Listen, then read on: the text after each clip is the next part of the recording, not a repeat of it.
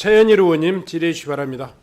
예, 후보자님 기억에 남는 판결해가지고 자료 서면 질의 답변을 하셨는데 국정원 사이버 댓글 사건 예, 그렇습니다. 내셨고 산해병장 질병 형제복지원 사건을 내셨더라고요. 내용을 보니까 대체로 공정하고 정의로운 판결을 주로 한 것 같습니다.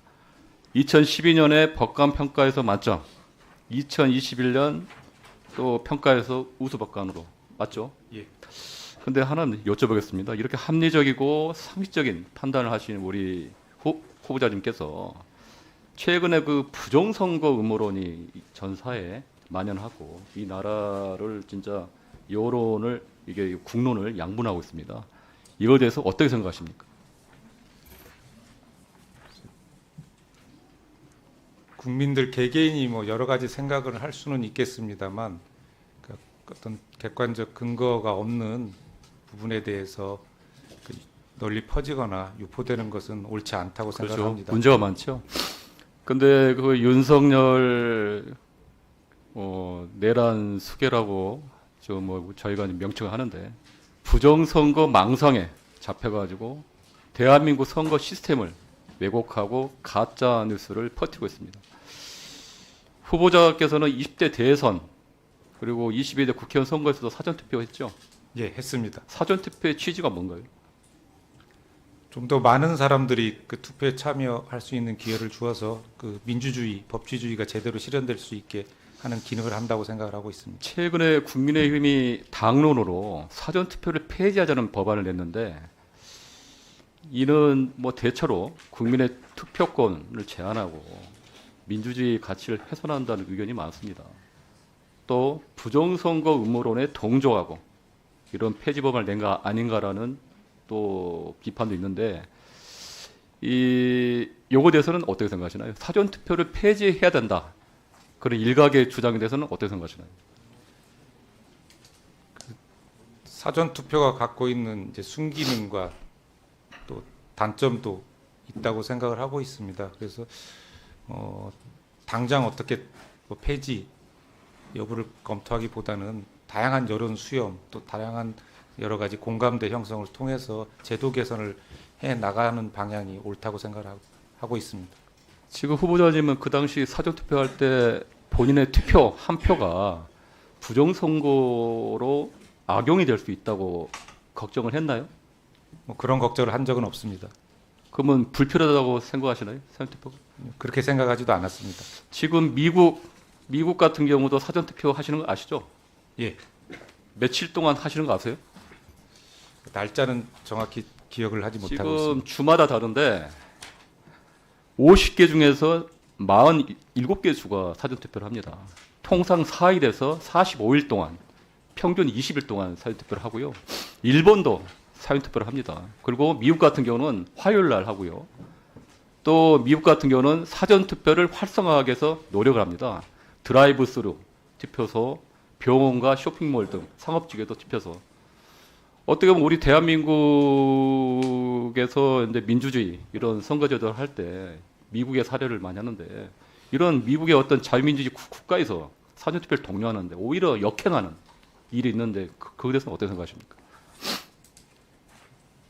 사전 투표가 갖는 그 순기능도 많은 부분이 있는 만큼 앞으로 좀 더 연구를 해서 보완하는 책이 필요하다고 생각을 하지만은 좀 더 심도 있는 검토는 필요하다고 생각을 하고 심도 있습니다. 있는 검토란 게 어떤 의미죠? 장단점에 대해서 또 보완책이라든지 어떤 사전 투표 기간이라든지 내용이라든지 방법 등에 대해서 좀 더 보완하는 조치가 필요. 부정선거 음모론자들이 사전투표는 조작이다.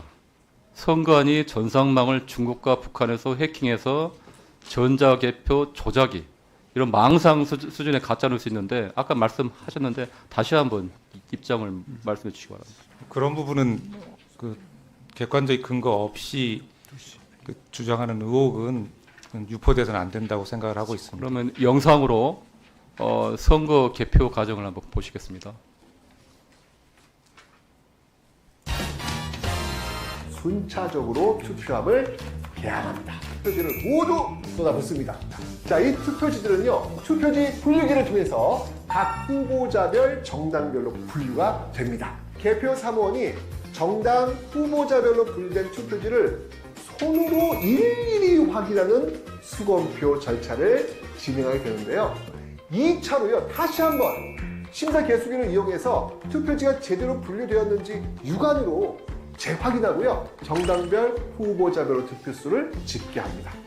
무려 3번이에요. 예, 3번의 이런 분류와 확인 과정을 거친 투표지는요. 개표 상황표 확인석에서 다시 한번 또 꼼꼼하게 체크가 됩니다. 의원들의 후보자별 득표수, 무효 투표수 등의 검열을 마치고요. 후보자별 득표수를 공표합니다. 예, 보셨죠? 우리 대한민국 개표는 전자개표인가요? 수개표인가요? 사실상 결과적으로는 수개표라고 알고 있습니다. 사실상이 아니라 수개표예요. 전자개표가 아니고요. 그거는 이제 분류하는 거기 때문에 전자개표 볼때 수개표입니다.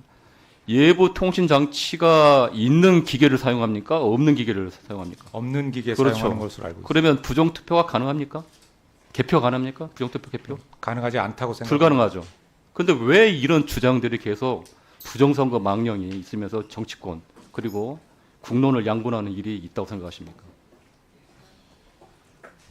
글쎄, 그 부분 주장하는 분들의 이유는 제가 구체적으로 지금 말씀드리기 좀 선관위에서 어려운 것 투개표 같습니다. 시연을 여러 차례 하고요. 사전 투표율은 5만 6천 명, 투표율은 11만 명이 참관이 합니다. 부정 투표가 가능합니까? 그렇지 않다고 생각합니다. 그렇죠. 그리고 대한민국 선거 공정성 지수가 미국 하버드 대학하고 뭐 이런 식으로 해가 평가를 했는데 제18대 대통령 선거 때 세계 6위, 투표 관리는 5위, 개표 관리 2위였습니다. 그 외에도 여러 평가를 통해서 대한민국 선거 이런 사례를 배우기 위해서 오히려 옵니다. 그런데 그게 이런 상황에 대해서 향후에 본인이 선관위 위원이 되시면 어떤 향후의 계획, 부정선거 논란이나 이런 불신, 필수하기 위해서 어떤 노력을 하실 생각입니까? 뭐 국민의 신뢰를 꼭 받아야 되는 만큼 그분에 대해서도 면밀히 살펴서 검토를 해보도록 하겠습니다.